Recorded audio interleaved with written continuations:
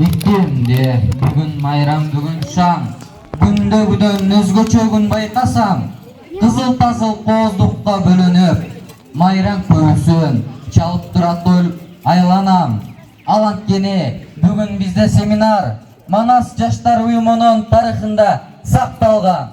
Оба курбум, конок келсе кубанган, элибизден жакшы салтуу уланган. Мектебиме кут келиптир карачы, эже кайлары жүздөрүнөн нур тамган. Кыймылдаткыч күчү болуп мектептен билим, тартип, тазалыкты тескейсиң. Манас жаштар уюму сен болбосоң. Кош келдиңиз биздин куттуу ордого, көңүлүңүз пуунак болсун ошого. Айкаштырып жумуш менен эргүүнү, көз чаптырып жашыл токой тоолорго.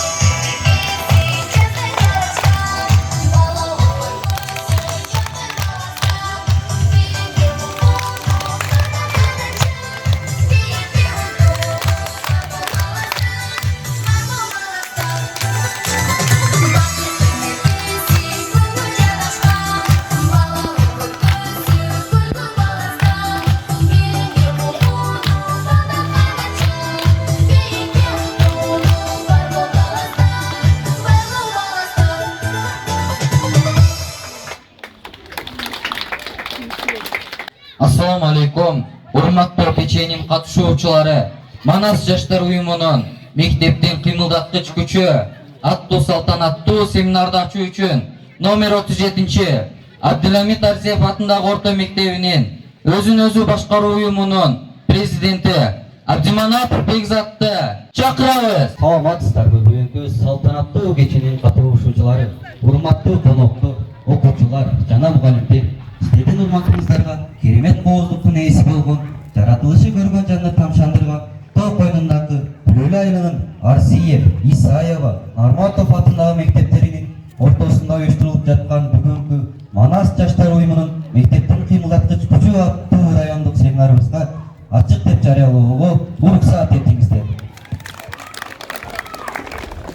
Сиздерге биз ушул убакыттан пайдаланып, биздин айылда Манас жаштар уюмунун мүчөлөрү жүргүзүп жаткан иштерди тааныштыруу менен методикалык жардам жана чыгармачыл эргүү тартуулайбыз деп баарыңыздарга көңүлдүү маанай каалайм.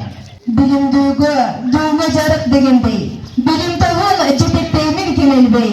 Билиги бар бириги чыкса араңдан, билим тура баарын жеңген төбөлбей. Сынактарга, олимпиадалык турларга даярданып, биз катышып келгенбиз. Райондук, областтык турларда алдыңкы орундарды жеңгенбиз.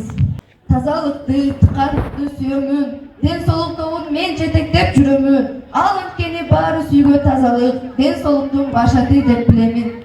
Мектептин атын тааныткан, маданият тобун жетектейм. Даталуу күндөр баарынан кызыктуу деп эсептейм. Ар кандай кароо сынактар дайыма жеңиш менен кайтып келген. Жети топтун эң чоң бөлүгү болгон экология, спорт, туризм деп койгон багыз түлүп таштандыдан арылтып, окуучулар салымдарды кошкон. Таза абада машыгышып спортко мектебибиз кубок, медаль, грамоталарга толгон. Тартип бизде эсеп жолго коюлган. Тартипсиздик, адепсиздик жоюлган. Дежур болуп графике түзүлүп, эски тартип көзөмөлү тобунан. Мамлекеттик маанилүү маалыматты учурунда жеткирүү бул кызматты аткарып келе жатам ушул күндөн пайдаланып маалыматтык каражатты.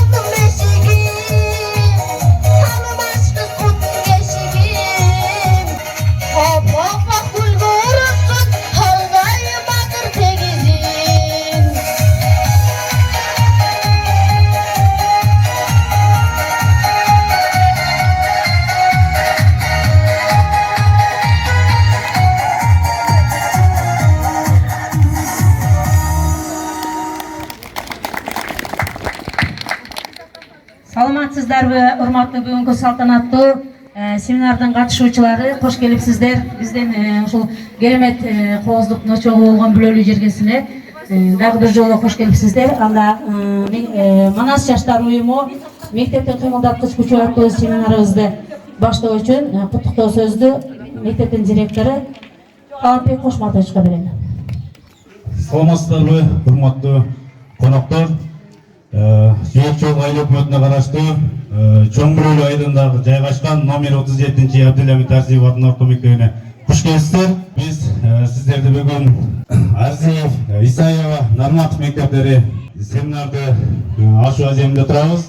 Бүгүнкү семинардан көптөгөн нерселерди алат деген ишеничтебиз. Биздин мектепке балдардын чыгармачылык борборунун директору Замир Маликович баштап өзү келип отурат. Сиздин дагы ишиңиздерде ийгиликтер болсун. Бүгүнкү семинардан көптөгөн усулдарды үйрөнүп, көңүлдүү отуруп, жакшы маанайда көңүлүңүздөрдү ачып кеткиле деп айтып кетебиз. Анда эмесе кийинки сөздү балдардын чыгармачылык борборунун директору Замир Маликович берсек. Саламатсыздарбы, мен биринчиден айтмакмын, ушул улуу журттар болот го. Ошонун улуу журттун бири менин кайын журтум ушул Бүлөлүү Жипаролу. Мен жашка тармага мындай неме кылып турат, айта берет. Анан Бүлөлдө да күн ушунчалык ысыйт деп ойлободум эле. Бирок ысыйт экен бул жерде негизи күн ушунчалык канчалык мээримдүү энергиясын берсе, ошончолук таланттуулар, ошончолук окумуштуулар, ошончолук бир немеди деңгээлдеги адамдар чыгат деген туура да. Себеби Бүлөлдөн биз көрүп атабыз, мына Бүлөлүү Аскалы айыл аймагындагы немелерден көптөгөн депутаттар чыгып атат, башкалар болуп атат. Ошон үчүн биз дагы бул семинарды бул жерде мындай талкуулап отуруп Гүлнар жеке менен бирге анан Арзиевди өткөрөйүн дегенибиз максатыбыз да ушул болду.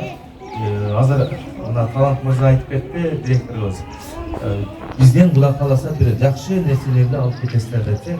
ушуга ар бир Манас жаштар уюмунун жетекчилери көңүл буруңуздар. Бүгүнкү семинар Кудай кааласа өз деңгээлинде жакшы өтөт деген ишенимдебиз. Ишибизге ийгилик, анда эмесе талап мына сага рахмат. Мына мектептин жакшы жагы эң негизгиси Манас жаштар уюму көп мезгилде мектептин ишин жүргүзөт да. Ушуга көпчүлүк директорлор маани бергени дагы бар, бербегени дагы бар. Анан маани бербегендердин мектеби ич убакта же конкурстардан дагы чыкпайт, же болбосо мындай бир сынактардан дагы чыкпайт да. Маани берген директорлордун мектеби сөзсүз түрдө ар кандай сынактардан, олимпиададан дагы, башкадан дагы сөз чыгат да. Ошон үчүн жөн эле уюшулган жок да бул. Бул канча талкуу болду, республикалык деңгээлге чейин талкуу болду. Манас жаштар уюму мектептин кыймылдаткыч күчү деп пикиринен айтылган эмес да. Ошон үчүн мына бүгүнкү күндө биздин темабыз дагы Манас жаштар уюму мектептин кыймылдаткыч күчү. Ошон үчүн урматтуу Манас жаштар уюмунун жетекчилери ар бир мектептеги көңүл бөлүп бүгүнкү күндө көп жакшы нерселерди сиздер алып кетесиздер деп мен ойлойм. Рахмат баарыңыздарга. Аны кийинки сөздү Балдар чыгармачылык борборунда көптөгөн жылдардан бери иштеп, бизге көп жардамдарды берип, район боюнча методикалык түрдө берип келе аткан эжекебиз Гүлнара Калдыбаева эжекеге берели.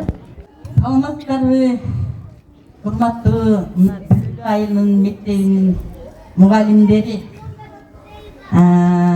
Ардиев, Нармат, Исаева мектебинин мугалимдери бар болду деп ойлоп атам. Бирок азыр көрүп атам бир эле Ардиев да. Анан эми ушул бул көптөн күткөн семинар болгон да бизде. 3 жылдан бери өтүп аткан семинар болгон. Эми дагы ушундай бактылуу экен бүлөлүктөр. Бүгүн ушундай таңкыс күнгө коюлган. Бүгүн район боюнча 3 семинар бар экен, 2 областтык, 1 райондук. Анан эми райондук семинарга да директоруңду област семинарды тартып кетип аткан жеринен жолдон зорго алып келе атам, капа болбойсуңар. Анан эми урматтуу Манас жаштар уюмунун жетекчилери, алтындар, мына жашынакай болуп силер ушу мектептин кыймылдаткыч күчү болуп иштеп атасыңар. Баарыбыз билебиз. Мына быйыл Манас жаштар уюмунун түзүлгөндүгүнө 29 жыл болуптур. Мен 87-жылы ошол Манас жаштар уюму түзүлгөндө мен районда иштечилем. 87-жылы мен барганда 1 жылдыгын белгилеген элек ошол БЧВ баягы эски азыркы номери 3 балдар бакчасынын алдында көбүңөр билесиңер ал жерде. Ошондон бери мына 29 жыл өттү. Значит, мен Манас жаштар уюму менен иштешкениме быйыл 29 жыл болуптур.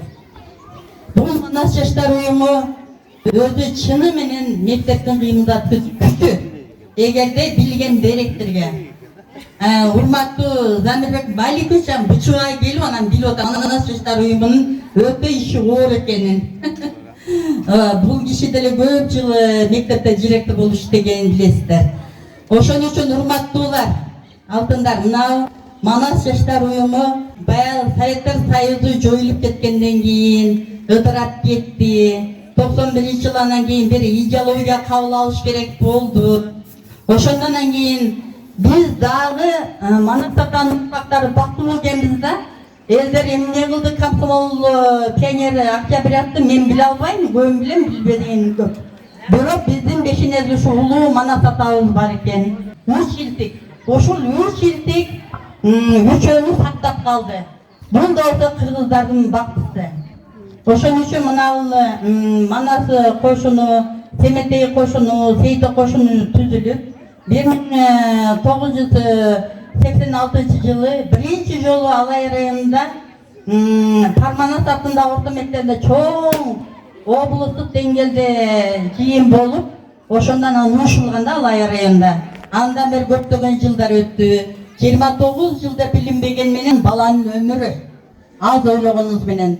Бирок биздин райондо көптөгөн жакшы иштер болгон. Мен бир жолу ошо бир мектепти Алина келбей алып калган көлдө. Бир мектепте текшерүүгө барсам, Жанар Акаев мектептин президенти экен. Көрдүңүздөрбү бул күчтүн күчтүүлүгүн? Ошол мектепте президент балабыз азыркы жогорку кеңеште отурат. Мен ойлойм, азыр ушу Бүлөлдөгү 3 мектептен деле ошол мезгилдеги күчтүү инсандар азыр күчтүү балдар болуп отурушат. Ошо маалда президент, 7 топтун 7 министрдин жетекчилери, ошон үчүн бул күч өтө күчтүү күч. Бүгүнкү күндө бизде ушул Бүлөлүү айылында өтүлүп жаткан Манас жаштар уюму мектептин кыймылдаткыч күчү деген семинар өз деңгээлине жетет деп ишенем. Ошон үчүн рахмат сиздерге, урматтуу мына Ардиев атындагы орто мектебинин жамааты. Мен керек болсо азыр башымды ийип сиздерге таазим кылам. Анткени ушул семинар дагы калпагат эле сиздердин күчүңүз менен бүгүнкү күндө өтүлүп отурат. Мына кандай сону карабачы, аба ырайынын жакшыналыгын карала, жамгыр төп турса эмне болот эле.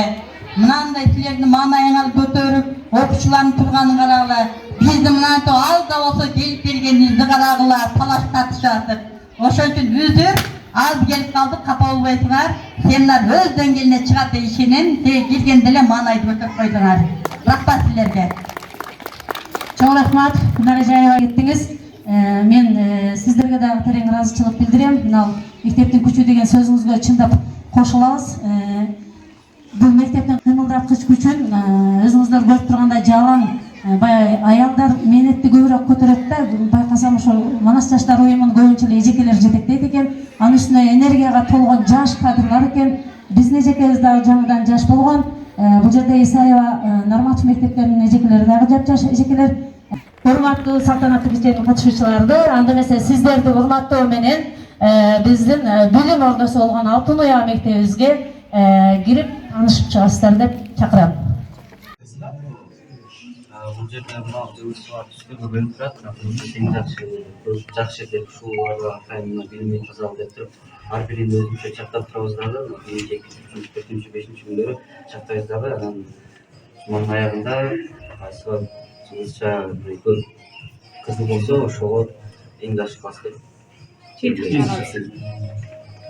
Бул жактардан алынып жакталбай кеткен, Муну окуучулар өздөрү алып барат, ошол бир системага түшүп калышкан. Ошонун негизинде анан окуучулар өзүн башкарууга багыт алган. бир багытка. Бул конкрет түрдө эле ишке ашып атат. Бул мектеп турмушуна мындай немесин эми директордон сурайынчы. Ушул окуучуларды күнүмдүк мына биздин экрандын өзүн башкарууну таасири мектепке барбы, пайдасы барбы же жокпу? Саламатсыздар дагы жолу. Бул өзүн өзү башкаруу эң биринчиден тартипти өзүнө өтүрөт. Андан кийин билим сапатында жогорулатканга чоң маңыз тийгизет да. Жанагы бизде эмнени айтып кетсек, сабактан көп калган окуучулар дагы ушул жерге чапталат да. Эки алган окуучулар дагы эки албаганга аракет кылса, билим сапаты көтөрүлөт. Сабакка келбеген катышуучуларга дагы билим сапаты. Бунун бизде мектепте иштегенине өтө чоң таасири бар да, пайдасы бар. Андан кийин жанагы университетте дагы иштейт да. Башка окуучулар ошолорду көрүп, мындай тарбиялашат. Бизде дежурлар кадимкидей турат, ошол мектепте. Киргенде ошол күнү киргизип чыгарып, дежур нелерин табып алышып, ушул жерде болушот. Бизде эжеке жаңыдан келген, эжеке жаңыдан келсе дагы ошолду уюштуруп бир жолго түшүп калган да. Бул өтө жакшы. Биз үчүн, башка мугалимдер үчүн, класс жетекчилери үчүн дагы жеңил. Так, ушулардын жыйынтык чыгарып келгени директордун дагы петкеңишпеге маселе койгондугу бул туура болуп тур, бул эмнеге мындай кыскасы чечим чыгарышка көп пайдасы тийгизет да, жардам берет. Жардам берет. Окуучулар дагы кайра аркага не кылышпайт. Ынанышат да ошо. Аны көрүп турушат. Жума ичинде факты да. Класс жетекчилер баарына. Эми урматтуу мужун жетекчилери, мен муну атайын айткым келет. Башка мектептерде айрым мына жетекчилер, директорлор, окуу бөлүм башчылары маани бербейт дагы. Анан буну өлкөлөшүү организатор мойнуна илип коюшат. Организатор бечара тазалыгын, тартибин, катышуусун илте берет. Бирок наркалар маани бербегенден кийин, жетекчилик, директор маани бербесе, ошол мектептин жалпы немеси ишке ашпайт да. Мындай таасири жок болуп калат. Ошон үчүн бул жерде директор маани берип атат ушул нерсеге, ушунун негизинде бет кеңешмеде маселе каралат керек болсочу. Ошон үчүн бул таасирдүү болот деген ойдомда. Ар бир жетекчи, ар бир директор өзү негизи ушуга маани бериш керек да. Бул эми мен башманда өткөн директор катары айтып коеюн, бул биринчи окуучунун мектептен киргенден баштап немесин эсепке алсак, билим сапаты өзүнө өзү жогорулайт. Анализди кийинки дагы көп неме кылабыз. Азыр көбүрөөк кирсек кыскартып элек. Мынакы дагы эме мынау мен бул Өзүң таанытсаң. бул көрүп тургандай биздин мектептин босогосуна киргенден баштап аткарган быйылкы жыл ичинде аткарган иш пландарынын баардыгы кайсы иш чараны өткөрдүм, кандай иштерди жасадым, ушул көрсөткүчтөр 2024-2025 жылдагы